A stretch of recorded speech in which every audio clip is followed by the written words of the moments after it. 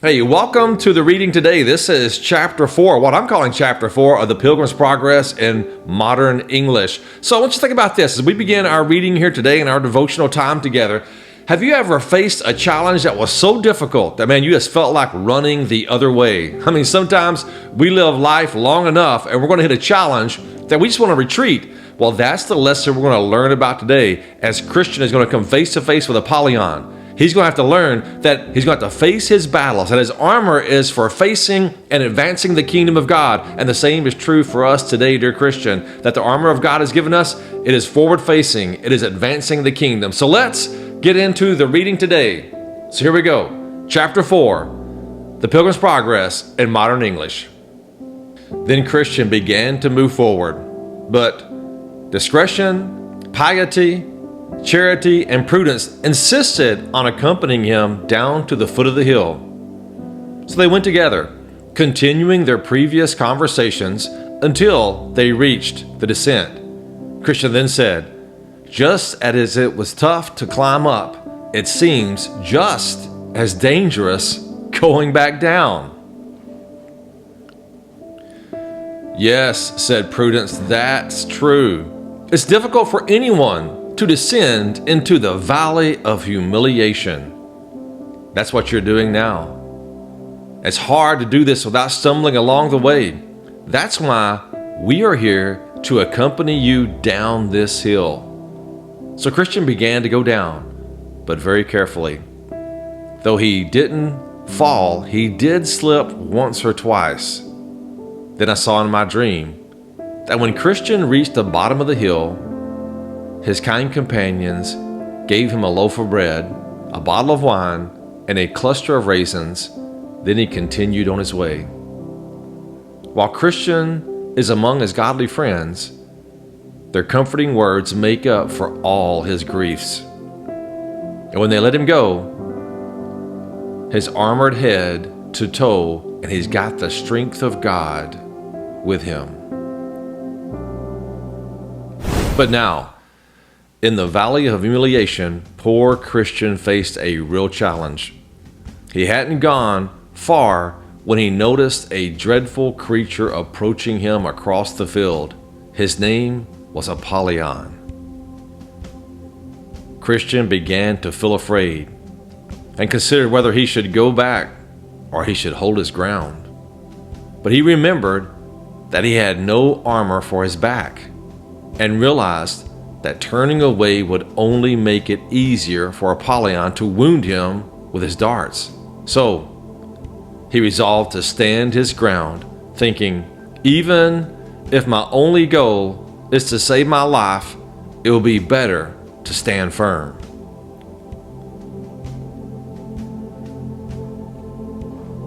So Christian continued moving forward. As soon as Apollyon met him, the creature was monstrous to look at. He was covered in scales like a fish, which took its pride in his wings like a dragon, feet like a bear, and fire and smoke came from his belly. His mouth was like a lion's. When he approached Christian, he looked at him with disdain and began to question him. Apollyon said, "Where did you come from, and where are you going?" Christian said, "I come from the city of destruction, the place of all evil, and I am headed for the city of Zion." Apollyon, "From what you say, it seems you are one of my subjects, for all that land belongs to me, and I am its prince and God. Why, then, have you run away from your king? Were it not that I hope you might still serve me, I would strike you down right now." Christian said, "Indeed, I was born in your territory, but your service was harsh, and the wages you pay cannot sustain anyone, for the wages of sin is death. So, when I grew older, I did what other wise people do. I looked for a way to improve my situation." And Apollyon said, "No prince would easily give up his subjects, and neither will I let you go so quickly. You complain about your service and wages, but just go back and I'll give you whatever our country has to offer." The Christian said, "But I've given myself to another, the King of Kings. How can I fairly go back with you now?" Apollyon said, "You have made a bad trade for an even worse one. Many who have claimed to serve him eventually leave him and come back to me. Do the same, and everything will be fine." The Christian said, "I've given him my loyalty and sworn my allegiance. How could I go back and not be treated as a traitor?" Apollyon, "You gave me the same loyalty, but I'm willing to overlook that if you'll just turn around and come back now." Christian, "What I promised to you was when I was young and naive. Besides, I believe that the prince I now serve can forgive me and release me from my promises that I made to you. And to be honest, Apollyon, I like his service, his wages, his servants, his leadership, his company, and his kingdom far more than yours. So, stop trying to persuade me. I am his servant, and I will follow him." Apollyon said, "You better think again. When you're not so emotional about what lies ahead, you know that most of his servants end badly because they go against me and my ways. Many of them have died shameful deaths. And you say his service is better. He has never even left his place of rescue for those who serve him. But look at me. How many times have I, by force or deceit, saved my faithful followers from him and his people? And I'll do the same for you. All you gotta do is turn around, come back with me now." Christian said, "He chooses not to deliver them immediately to test their love, to see if they'll stay true to him until the end. And as far as for the difficult ends they face, they consider that a glory. They do not expect immediate deliverance. They wait for the glory that will come when their prince arrives with his angels." Then Apollyon said, "You've already been unfaithful in your service to him. How can you expect any reward from him now?" The Christian said, "How have I been unfaithful, Apollyon?" Apollyon said, "You hesitated when you first started, almost drowning in the swamp of despair. You tried wrong ways to get rid of your burden instead of waiting for your prince to remove it. You sinned by falling asleep and losing your precious things. You almost turned back when you saw the lions. And when you speak of your journey and everything you've seen, you secretly want glory for yourself." Christian said, "Now all that's true. And there's much more that you've left out. But the prince I serve is merciful and ready to forgive. Besides, these weaknesses came from your land. That's where I picked them up. I've regretted them, struggled under them, and have received forgiveness from my prince." Apollyon then burst into a rage. "I am an enemy of your prince. I hate him, his laws, and his people. I have come here specifically to fight you." Christian then said, "Apollyon, be careful. I am on the king's highway, the road of holiness. You better watch yourself." Apollyon then spread himself across the whole width of the road, and he said, "I'm not afraid of you. Prepare to die, because I swear by my infernal den that you will go no further. I will take your soul right here." With that, he threw a flaming dart at Christian's chest, but Christian had a shield, and he was able to deflect it and prevent any harm. Then Christian drew his sword, realizing it was time to act. Apollyon rushed at him, throwing darts as thick as hell. Despite all Christian could do to avoid them, Apollyon wounded him on his head, hand, and foot. This forced Christian to step back a little, and Apollyon pressed his attack with full force. But Christian regained his courage and resisted as best as he could. The intense battle lasted for more than half a day, and Christian was almost completely exhausted. His wounds weakened him greatly. Seeing an opportunity, Apollyon moved in closer and wrestled Christian, throwing him down with a powerful blow. Christian's sword flew out of his hand. Apollyon said, "Now I have you," and nearly crushed him, making Christian almost lose all hope. But as God would have it, just as Apollyon was preparing to deliver a final blow, Christian quickly reached out and grabbed his sword. He said, "Do not rejoice over me, my enemy. Though I have fallen, I will rise again." Micah chapter 7 and verse 8. With that, he gave Apollyon a deadly thrust, making him stagger back as if mortally wounded. Seeing this, Christian moved forward saying, "No, in all these things we are more than conquerors through him who loved us." Romans chapter 8 and verse 37.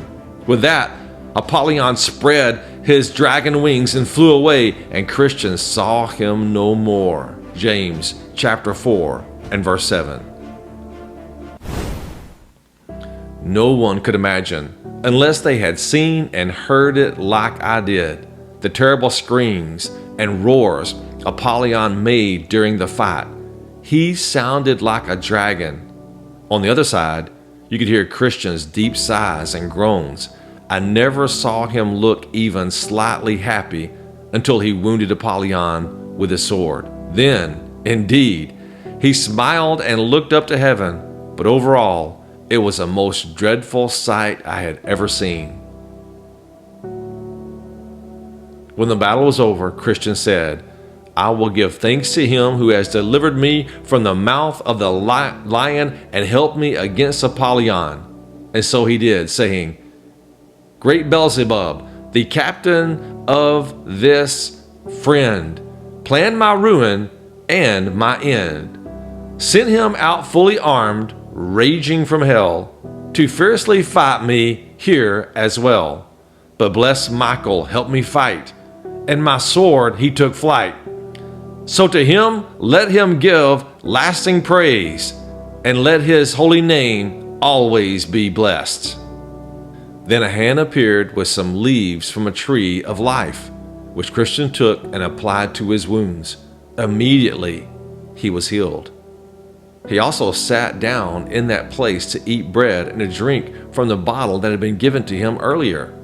Refreshed, he got ready to continue his journey with his sword drawn, saying, "I don't know if any other enemies might be nearby."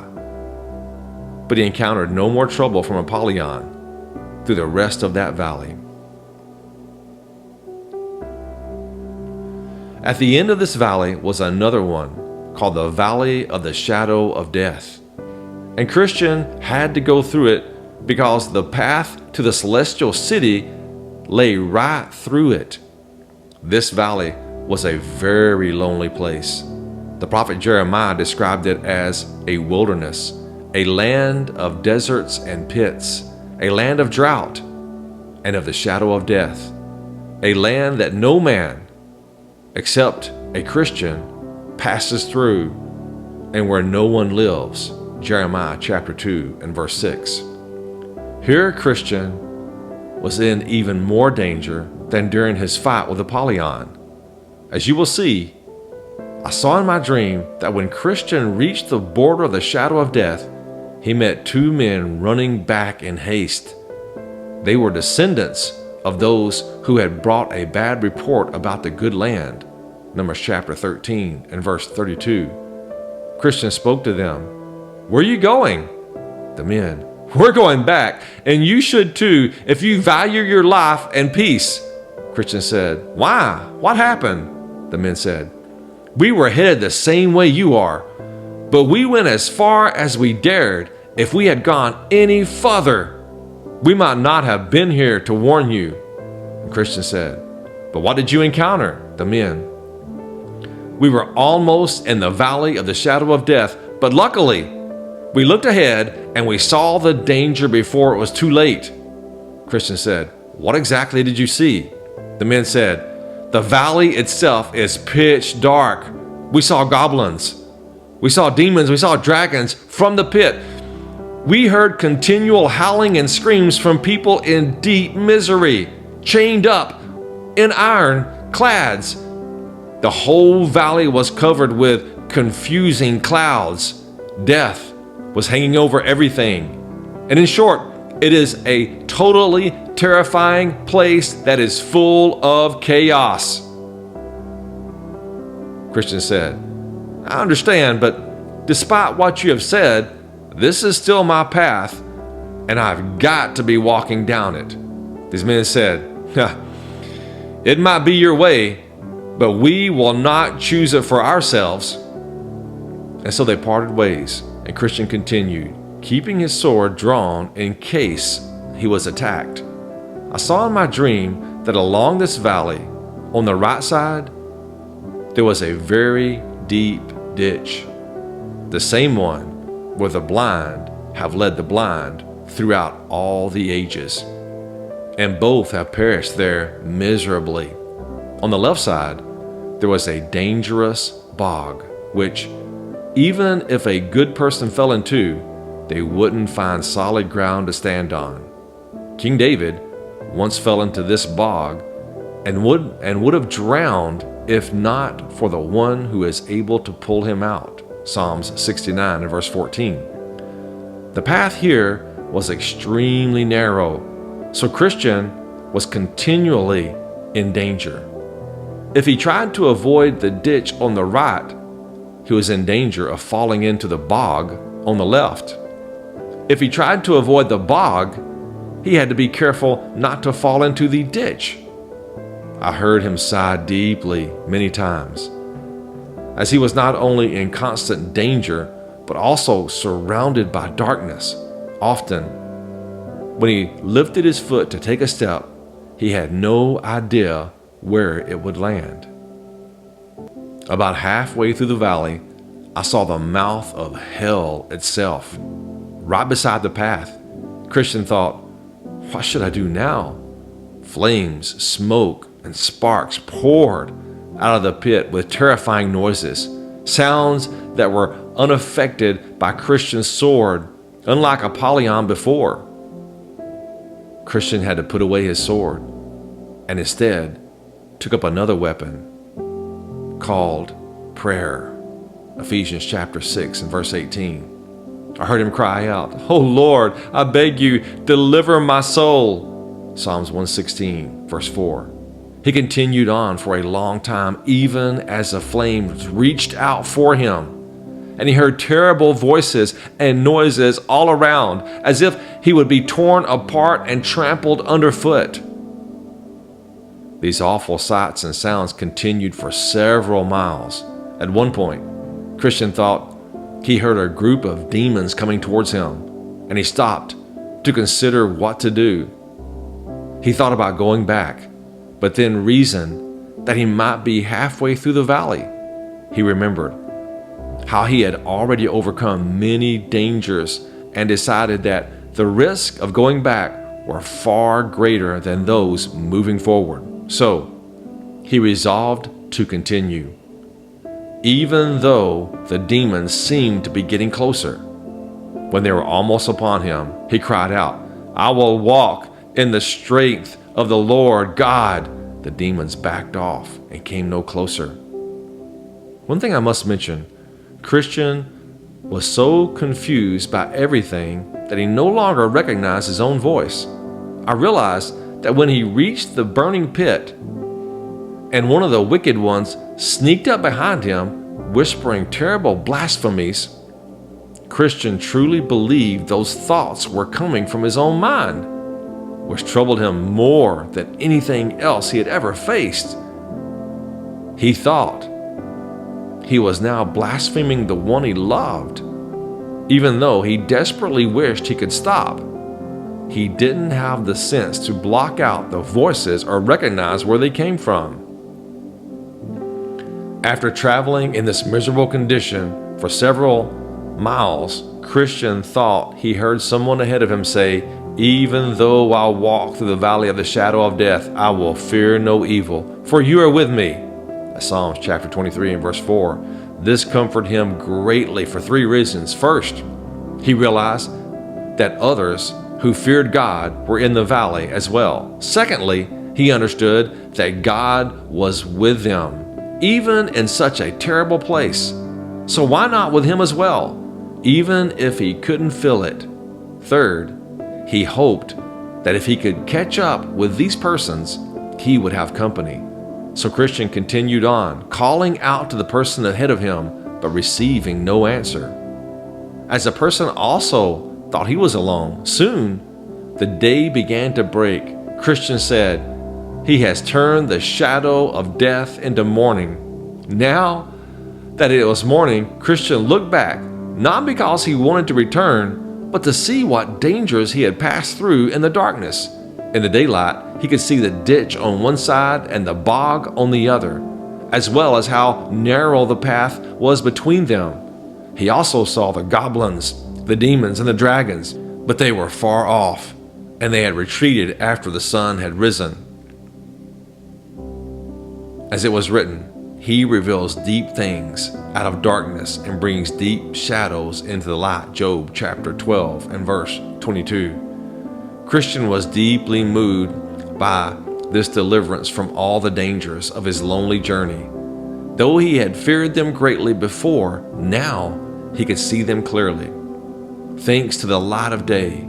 Around this time, the sun was rising, which was another blessing. Though the first part of the valley of the shadow of death had been dangerous, the second part, which he still had to pass through, was even worse. From where he stood to the end of the valley, the path was filled with snares, traps, nets, and hidden dangers. There were pits, pitfalls, deep holes, and sudden drop-offs. If it had still been dark, Christian would surely have been lost many times over.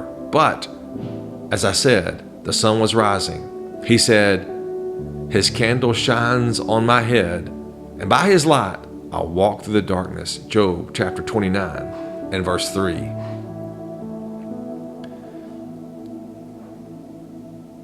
In this light, Christian made his way to the end of the valley. In my dream, I saw that at the valley's end there was a blood, there was bones, and there was ashes, and the remains of those who had walked this path before. While I was wondering about the cause of this, I noticed a cave ahead. It was the former dwelling of those two giants, Pope and Pagan, who, in times past, had killed many travelers.